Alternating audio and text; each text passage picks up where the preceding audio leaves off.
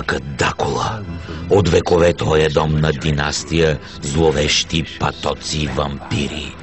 Графовете Дракула. Легендата разказва, че тези покварени създания могат да бъдат убити, ако пронижеш сърцата им или ако се покажат на дневна светлина. Това обаче не е достатъчно, защото те могат да бъдат възкресени с таинствен ритуал, извършван веднъж на всеки 100 години, когато луната е в 8-я цикъл на Водолея. Кръв! Аз ще я дам! Последното възкресение обаче не протече по план. Кетчуп.